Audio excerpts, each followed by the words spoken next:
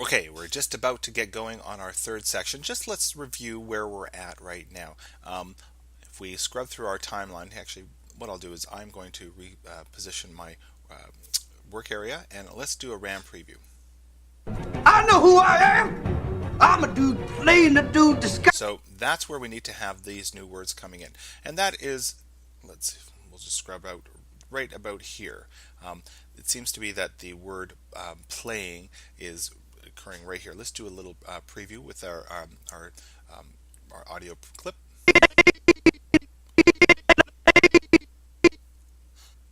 You can hear the word playing coming in right here. So let's go to our Dude 03 composition that we brought in from Illustrator.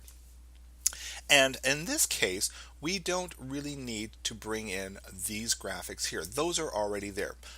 Let's go back just for a second. By the way, I did end up putting this weather vane graphic into its own pre-composition and placing it there's our pre-composition and placing it here within this graphic, the I'm a Dude pre-composition, and it's at the very top of this guy here, and that's what we're seeing when we zoom in here. We don't need to bring that graphic in from this composition. What we do want to bring in are these words, playing and dude, and this scroll here, as well as that splotch. So let's get that splotch, that's splotch 3, splotch 1, splotch 3. We can skip the weather vane, playing whoops.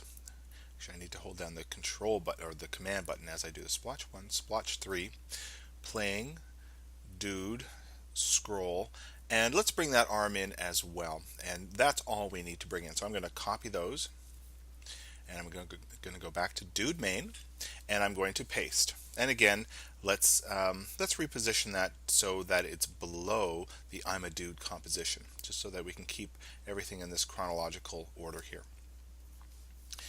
And now here's a quick easy tip. There is a few things that are starting to really clog up our layer stack here, and as we don't have a whole lot of screen real estate to work with in our layers panel, so being able to turn some things on and off would be really helpful. So let's do that right now. I'm going to select the dot pattern vector pack layer and the background layer. And right beside them, you can see what looks like a little guy with his nose over the wall, and that is our shy layer. What that allows us to do, it allows us to hide this layer within our layer stack.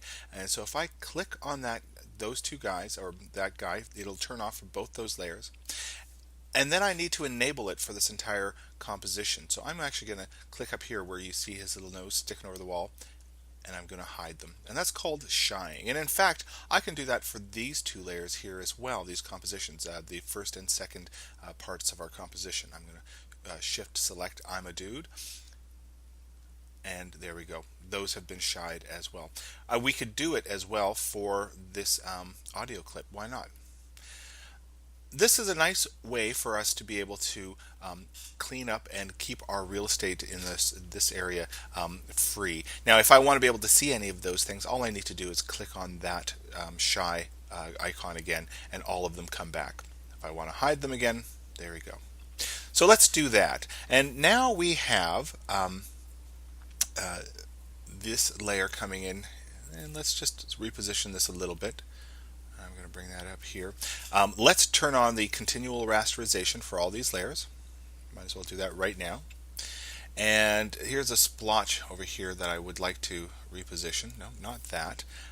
As you can see, even though I've shied the layer for those background layers, I can still select them, which is actually going to be a problem. So let's turn off that shy layer and lock these layers over here. I'm going to lock that background layer and lock that the dot layer as well. Shy those again. Now I can't accidentally select anything that I don't want to select. Maybe let's lock these layers as well, just to make sure that we don't accidentally do that. All right. Now I want to select, there we go, I want to select that little splotch, and I'm just going to put it at the bottom of the E there, and I'm going to reposition that scroll to about right there, and there is our arm. So all we need to do now is change the positions for a few of these these layers. And let's scrub through, and again, we're going to see where those words are actually occur in our audio clip. Right there, the word playing is coming on. So let's find that word playing. In fact, maybe let's bring that up to our top of our layer stacks just so that we can keep this somewhat ordered. Playing. And let's, right there, dude, sort of coming in right about that point.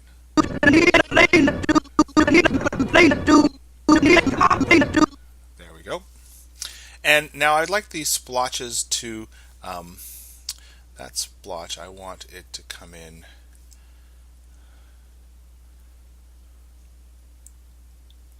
No, I don't want it to come in too soon. Of course, that cowboy doesn't come into its position till about right there, so that splotch has to come in right about there. There we go. And this splotch here isn't going to come in till dude comes in, so I'm going to line that up with dude right there. Playing a dude. And now the scroll, I want that scroll to come in just as dude comes in. So we're going to line that up right there. Playing a dude. There we go. Playing a dude. Now, I would like these not to just appear on screen like this. I'd like them to actually come in from the side or the top. In fact, I think playing, I'm going to have that coming in from the top. So it's going to slide in sort of on an angle like that. And so I want it to be in that position at this time, playing but in fact it's got to be on our screen for a little bit longer if it's going to slide in from the side. So what I'm going to do is I'm actually going to select the playing dude, and I'm going to just drag that out just a little bit more. Now where that current time indicator is right now, I'm going to put a keyframe. I'm going to hold down the P button to reveal its position property, and I'm going to click on the stopwatch, and there is a keyframe for that position right there. I'm going to go back in my timeline just a little bit, and I'm going to take playing and I'm going to drag it off in this direction. So it's right off the screen. Now what's going to happen is that might be happening a bit too quickly, so maybe I want that to come off just a little bit, a few frames like that. Playing. So now, because playing comes in there fairly quickly. Oh, one thing, let's get this arm off there as well. That arm has to be right about there. So as that cowboy comes on, playing has to come in fairly quickly. Playing, and then the arm appears. And again, I want to do the same thing with that arm. I want that arm to be roughly in that position at this time. So what I'm going to do is select that arm, a layer indicator, and drag out a few frames of extra time so that we can give it some time to get on screen. I'm going to reveal the position property for that layer, and I'm going to click the stopwatch, go a little bit back in my timeline, and bring that off. So as this, you can see, so he comes in and the arm comes in and points just as the word dude is appearing. So there we go, playing a dude. Now the word dude is just kind of coming in, just sort of appearing like that. I think there's something we can do with that. I want the word dude to be in that place at that time. So again, I'm going to do the same thing. I'm going to put my current time indicator at the beginning of that layer, extend that layer just a little bit, and this time I'm going to change its scale property. I'm going to reveal scale, and I'm going to give it a keyframe right there. I'm going to go back along my current time my timeline, and I'm going to reduce the scale quite a bit. In fact, I'm going to reduce it right down to 0. So it's going to like pop up from 0. And in fact, the principles of animation suggest that I should actually increase that size after it gets to that point. So let's do that. I'm going to just go maybe a couple frames beyond that last keyframe, and I'm going to increase the word dude quite a bit. And then I want it to pop back into its original spot. So I'm going to take that keyframe where it was at 100%, and I'm going to copy it. And I'm going to go again on my timeline just a little bit and paste it. So what happens then is that dude pops up, increases in size, and then pops back down. We could do the same thing with playing. Let's do that. Let's select the playing layer, and I'm going to, at this point, I'm going to extend it just a little bit beyond that position. I'm just going to drag its position, and now I'm going to copy that keyframe where we really want it to stop, and I'm going to copy it, and I'm going to go along my keyframe, just my timeline, just a little bit, and paste it back. So we get that sort of overshot. So both of those items sort of overshoot a little bit, and we have some a little bit of bounce into this. There we go. All right. Well, now the one issue that we're having here. Let's do a little preview and see how that lines up. I'm going to trim my work area just a little bit, and there we go.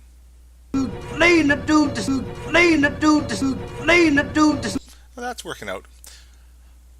So now we need to. I'm going to extend my timeline just a little bit because we need to get this graphic off our screen somehow. And what I'm going to do is I'm just going to have it zoom, or have us zoom right past it. So in a sense, we're going to be, if we had a camera, we'd be going right through this graphic, which means that we're going to have to change the scale.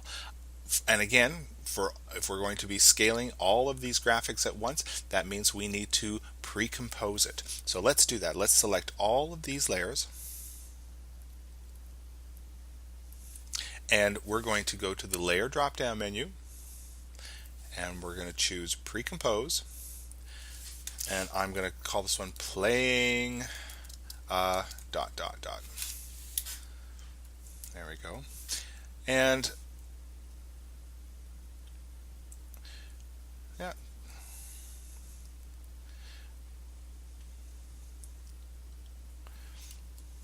let's go back to I'm dude main. Now the issue we're having here is that this graphic here, the cowboy, is actually a part of the I'm a dude section, and that's fine. What we're going to do is go back to dude, and I'm going to change the scale for this. I can probably bring that.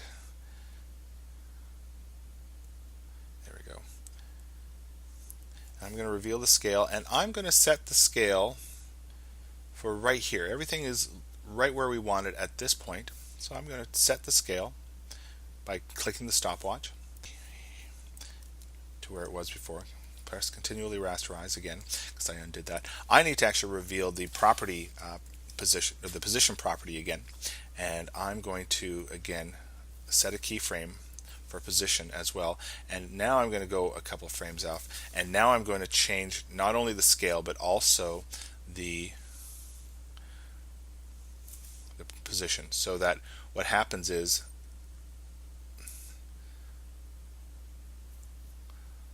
we'll see. I might have to play with this a little bit more.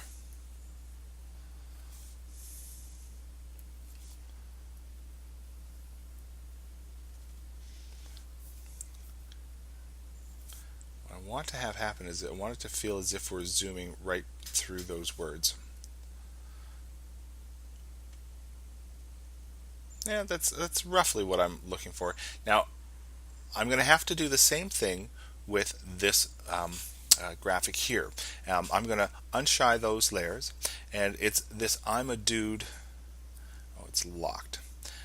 I'm a dude, and this at this point here. So as everything is starting to come off screen. We need that to come off screen as well. And I'm going to reveal its property, its position, its changed properties by hitting U on the keyboard. And there we can see that there are the original position and scale property changes. And we're going to come right here, and at that point right there, that is where we're going to change its scale and position. So I'm going to change its scale and its position. In fact, I need that to happen right here. So what I'm going to do is I'm going to copy. Now this is a little bit tricky. Now let me go back here. I did something I shouldn't have done. I want these keyframes here to copy those, and then I'm going to paste those right where the keyframe current time indicator is, and then I want to change my scale and my position. Now what's going to happen is it's going to look like we're zooming right in between those two properties. So let's take a look at what's happening here. And then we want, at this point, that's when the word disguised is starting to come in. Let's do a little RAM preview and check out what's happening. I know who I am. I'm a dude playing a dude disguises. I know who I am. I'm a dude playing a dude disguises. There we go. Well, it's happening. It might need a little bit of tweaking here and there, but I think it's going pretty well, and I think we're going to just continue on with the next section.